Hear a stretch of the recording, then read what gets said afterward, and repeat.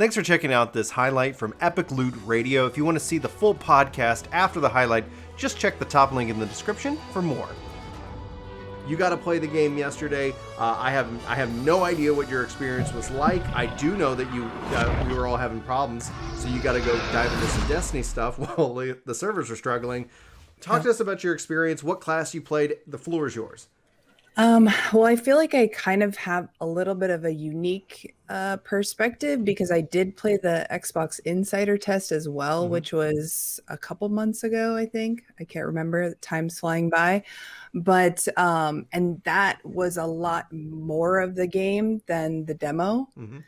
So it kind of was revisiting the game again, seeing if there are any updates to any of the gameplay and stuff like that. But I started out with Technomancer.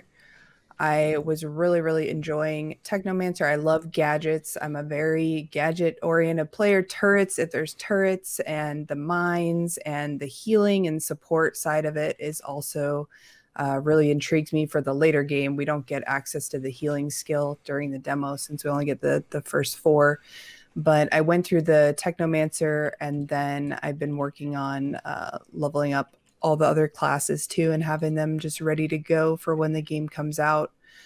I thought the demo is really great. It gives you kind of a first initial look at what the story is going to be like and, how the gameplay feels and all of that.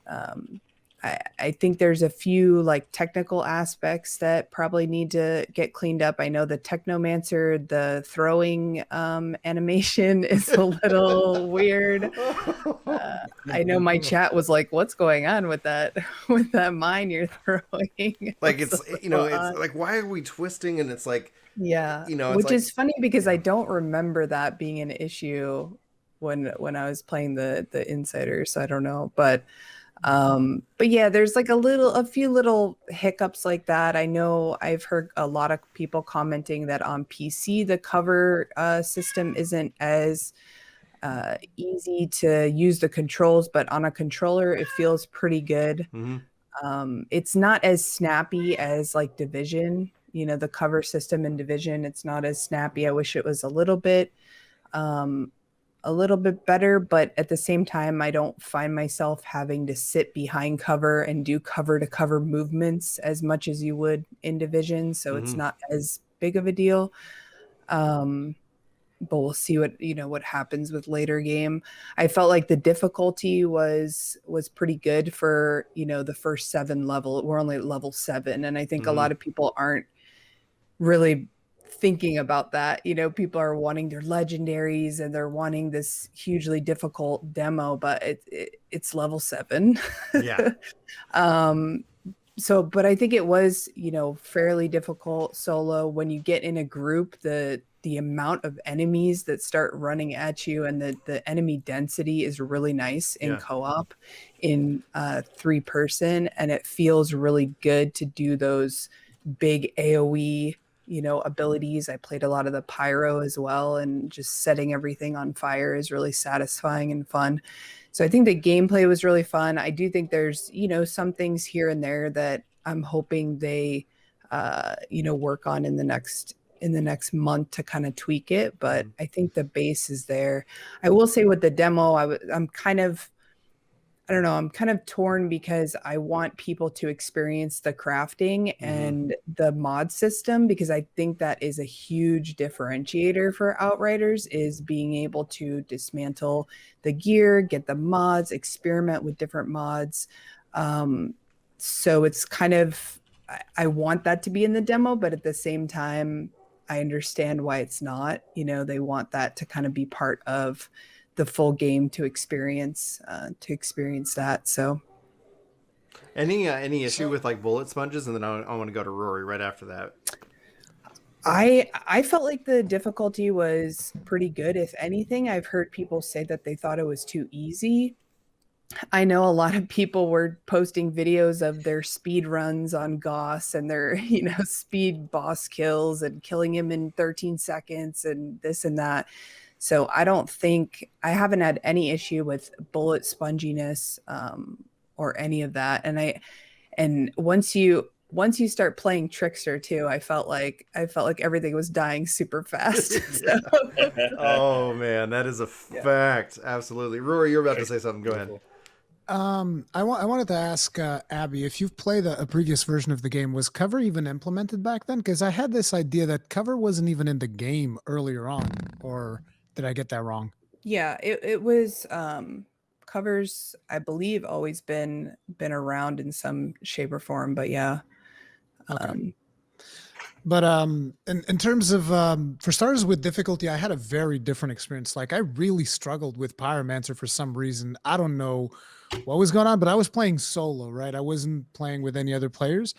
But when I got to that first optional boss, the one who's got a healing spell, like I must have been stuck there for like an hour or something. Like maybe not an hour, but a good long while I was stuck there. But then earlier this morning I actually played with Devastator and it felt much stronger, much more solid than Pyromancer. So I don't know if maybe I didn't get like good weapons or something like that. It was kind of weird.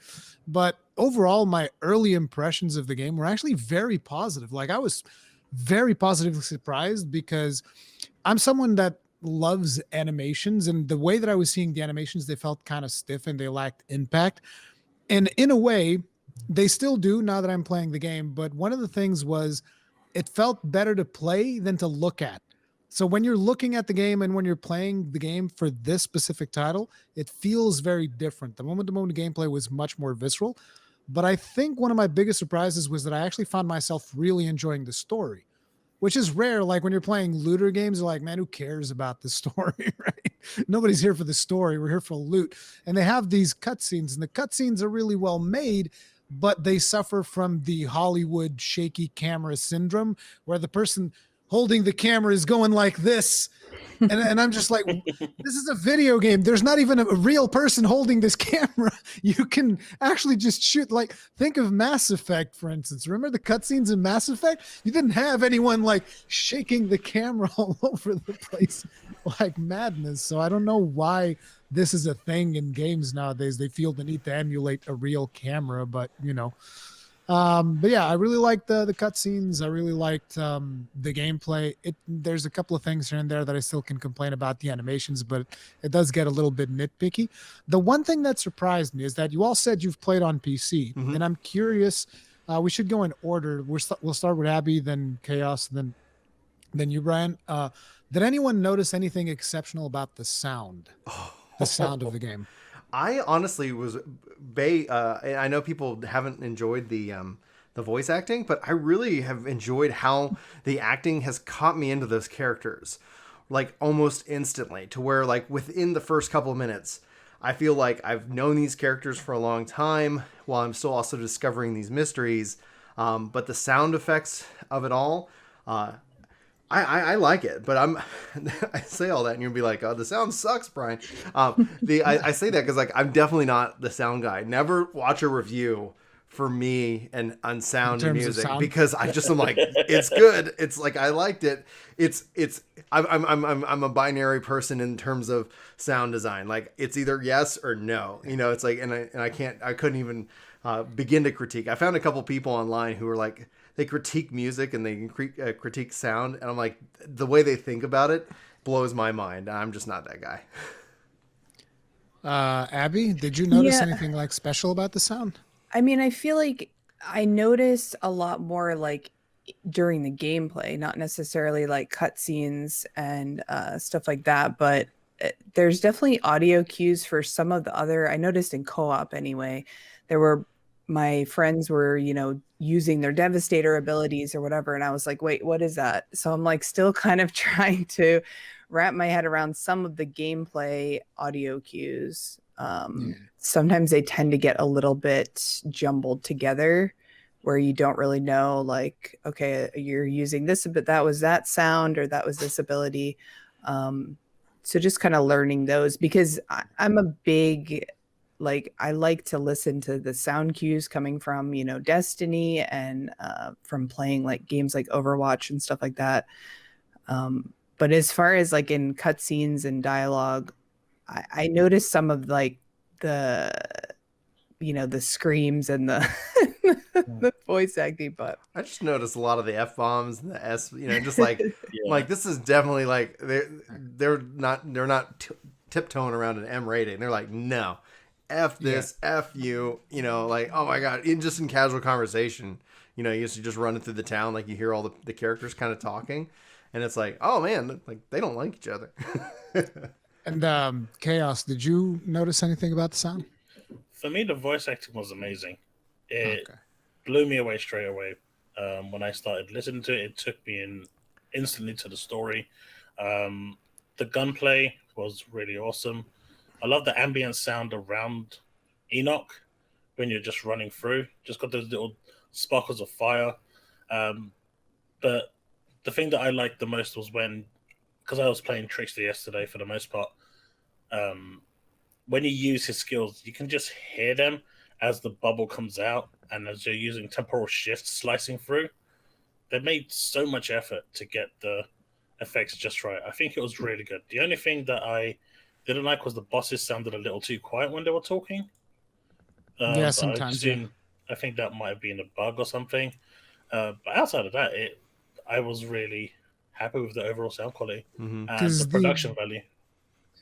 The reason I'm asking this is because I'm not sure if you guys remember, but back in GDC when they did that talk about the PlayStation 5 before it was released, they were saying that it had this dedicated audio thing, whatever. And what I noticed is, I don't know if this game is making special use of that, but the quality of the sound stood out for me from like regular games that I play. I was like, whoa, the sound in this game is just hitting different. Like in a good way. I was very positively surprised by the sound. Like it sounded very good. I wouldn't say that the voice acting is excellent, but I thought it was pretty good. And I do like the fact that our character was a mercenary, like in his previous life, whatever, before we came to the planet. And when you are in dialogue, he sounds like a mercenary. Because a lot of times you have these games where your character's background's a mercenary, but then he's talking, he's like, oh, can I help you with this quest? Oh, yeah, it's going to be so great. We're all going to be happy. No, he doesn't care. and our character just, there's that side quest where there's that character bleeding in the ground. He's like, so you need a medic or she's like, oh no. It's like, okay. What about when you rescue that one and she's like, like you beat her later, so she kind of frees you, and then later you meet her and she's like, I'm sorry I left you, and he's like, I would have done the same. And it's like, and it's so kind of refreshing to have a non-silent protagonist in this regard. So we are playing like this character, we're getting to know him, and it's like, while he wouldn't respond the way I would, it's kind of fun to kind of step into his shoes, and also the passage of time, learning all of what's occurred since he's been in cryo, and this, like, how this war is broken out, and it's like, it's just fascinating. And the opening, obviously I knew like something's going to go wrong, but the opening completely took me by surprise. It's like, I was expecting like, oh, there's going to be this. And it's like, oh no, oh wow, that changed. Okay, cool. All right. I get it. And so I was really blown away. I like I like the game. It's really refreshing to kind of step into this game. We at the start of the show, we utilized Anthem for one last time, and it's like, the quality of life features that are in this game day and date for the demo. Like, I got stats, I got item comparison, I can do all these different things, and they make it easy. I can clean up my inventory like it's nothing if I choose to do so, and it's making loot fun to find, to kind of see what different perks. I've ended up finding different guns that I like more, but are less powerful than the most powerful gun that I have, and I'm going to take the gun that I actually like more because it just ends up being a little bit more fun. I found a gun that freezes enemies, and I was like, this is just the coolest aspect of it, and I like how it feels. I like how it feels to shoot. I hope that you really enjoyed that highlight, and I hope that you check out the full podcast. Again, link is in the description. Thanks for being here, and I hope you have a fantastic day, you wonderful, beautiful individual.